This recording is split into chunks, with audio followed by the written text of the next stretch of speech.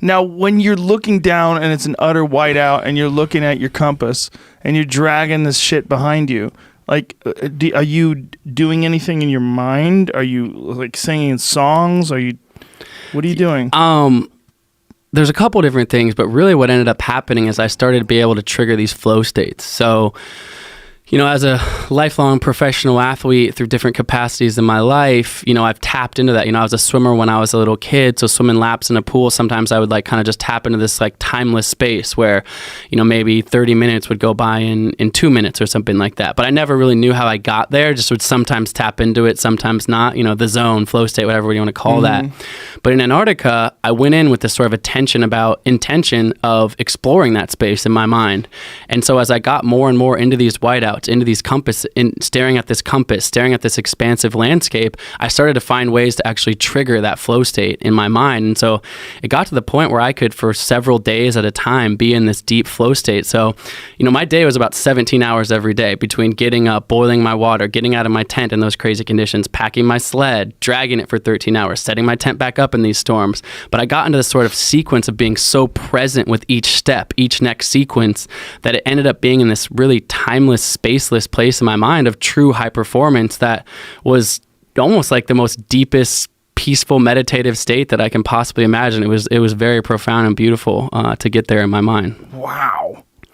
Now, are you boiling this water in your tent? Like, how are you doing? So using my tent, a jet boil? Yeah, so kind of a slightly different white gas fuel stove. So not the canisters where you could throw away, but like gas that you could refill the stove, but a stove with fuel. Basically, the way my tent was, you saw the outer layer of the tent there. There's actually an inner part that's a tent, so that there's a vestibule where basically there's snow inside the doorway, but not outside. So I would shovel that snow from inside of the tent vestibule into my pot and be able to melt the water that way. I drank about 6 liters of water every single day when I was out there. Snow. It's a lot of snow, and it takes a few hours to melt that. But people don't realize this. Antarctica is actually the largest desert in the world. So it's actually very dry. It doesn't snow very often, but when it does, it of course never melts. And the South Pole is at 9,300 feet. So not only am I in this desert, but I'm at altitude doing this thing. Oh my God.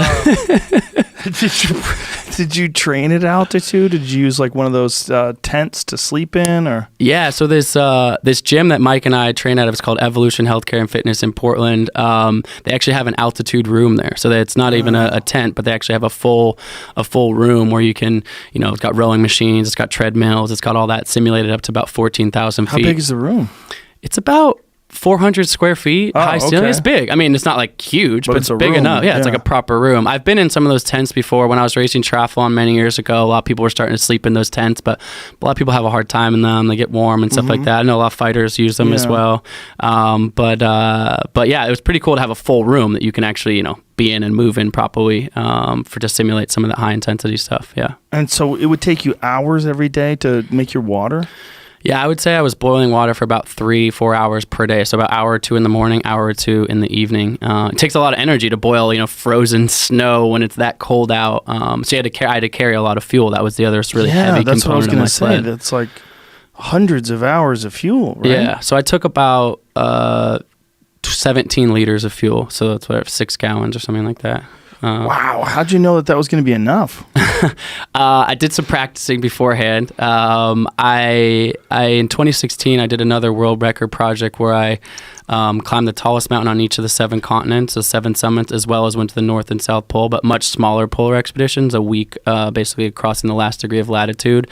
And so in those expeditions, I was on Everest during that time, Denali, etc., all of that in 139 days. But I did that, and that kind of helped me get a sense of it. But honestly, it was also best guess based on talking to people, different experts in the field, diving into that. But you never know. Is it going to be enough or too little? I erred on the side of too much. When you finally got to the end, how much did you have left? So my final push, I woke up on the morning of Christmas Eve, 24th of December this past year, and I was 77 miles from the finish.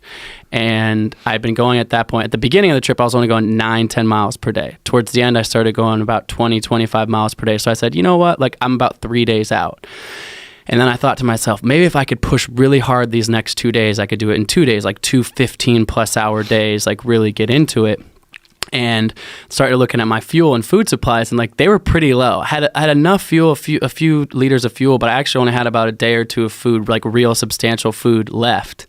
And so I woke up and I was like, all right, let's go for this. And in the actually deepest, talk about flow states, that was the deepest flow state of my life. I woke up in 1 hour in that day. It's Christmas morning now. I wake up and I'm just locked in. And I didn't tell anyone back home, didn't tell my wife who was tracking me. They had this GPS tracker where they could follow me, but I was just in my mind, I was like, you know what? Not 3 days, not 2 days. I'm going straight for it.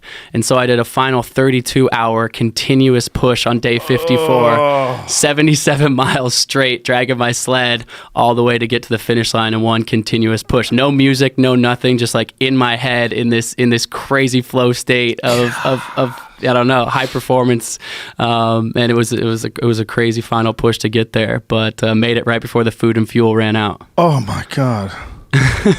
And then there's no one there, of course. Like, right. You cross the finish line, you're like, done this. No one in the world's ever done this. Applause. Nope. Like, audience of zero. And so what do you do when you get to the end?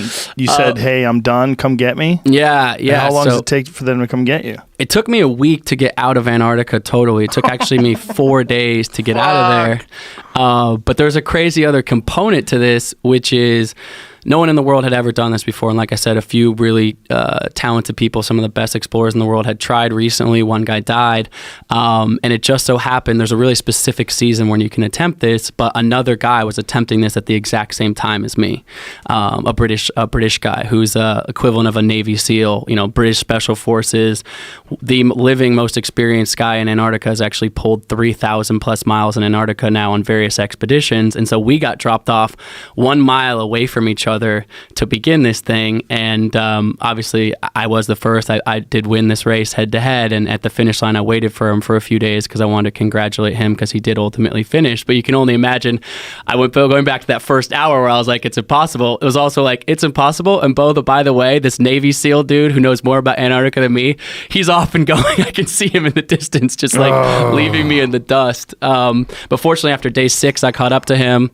I waved to him in this weird, like, passing of the torch moment. Like I was passing him, and then I never saw him again until I finished. And I finished about 70 miles ahead of him, about 2.5 days ahead of him. That's gotta suck for him. Imagine he's like, I got this motherfucker. I brought it home for America, man. Thank you. Appreciate that. We all appreciate that. But still, that's gotta suck for him. Yeah. So I actually, even though I finished, and the first thing I could have kind of wanted to do, I haven't had a shower. Right. I actually, to save weight so I could get as much food and fuel in my sled, I brought no extra clothes, no extra pair of underwear. Like literally no extra pair of underwear, no extra pair of nothing. So where are you shitting out there? Everyone wants to know this, so let's just get it on the table. Thank you for asking. Basically, I described that vestibule situation. So one side I cook in. Right. If the wind is calm, I get out of my tent, dig a hole, and go shit in a hole, basically. Right. But when it's real windy, like those storms I just watched, like you're going to get frostbite if you try to, bend over and pull your pants down when it's minus 80 out. Right. So in the vestibule of my tent, not the side I'm cooking on, but the other side where I'm still inside covered, I dig a hole in there. And that was my morning routine. Get up at 6 a.m., start boiling my water on one side of my tent, and it's not glamorous. It's not a pretty thing. And to make, actually, to me, this is very cool, but also not glamorous. Within 1 degree of latitude of the South Pole. So the last degree of latitude, 89 degrees, the South Pole is at 90 degrees. It's basically 69 miles or 60 nautical miles circumference around the South Pole. Antarctica being as pristine as it is, they have all these laws about environmental conservation, which to me is amazing, being someone who just loves and is a great steward of the land. They actually say you can't even leave your human waste in holes here. Even though there's nobody out there, they're like, we want this to be completely protected area. And so, yes, usually my sled was getting lighter most of the time because I was eating food every day and burning fuel. But in that last degree of latitude to the South Pole and crossing it, I was shitting in a bag, wrapping it up and putting it in my sled and having to carry it with me. So, yeah. Wow. That shows discipline. Shows something. A lot of people have been like, yeah, put it in a bag. Fuck you. Crazy assholes. No one's up there. Who cares if I take a shit up there? It was tempting, but so I grew up in going out in the outdoors, and just this leave no trace principle that I really love, and particularly Antarctica. One of the things about Antarctica, it's one of those places where, imagine you've traveled far and wide in your life, and there's a few places, at least in my mind, where you can't put it into words until you've stepped off there. And for me, this is my second time in Antarctica. Both times, this big cargo ship basically lands you on the continent, and then you get in a smaller plane to get dropped off to where I needed to start on the edge of the continent. But both times stepping off the plane, I'm just shit-eating grin ear to ear on my face because I just am like, whoa, what is this place? Even the second time seeing it, I felt the way, like my cheeks were sore because I was just smiling so big of just the pristine beauty, the blank canvas. You look out on the land and you're like, human footprints haven't touched 98% of the continent, something like that. It's untouched. And so shitting in a bag, if I had to do that to do my part to keep it that way, How many bags of shit did you drag? At the end, it was about I reused the bag. So one per day for that section is about 120 miles. It took me, I don't know, a week or so to cover that distance. So added weight to my sled rather than subtracting that was the middle part of the journey, right around the 30th and 40th day.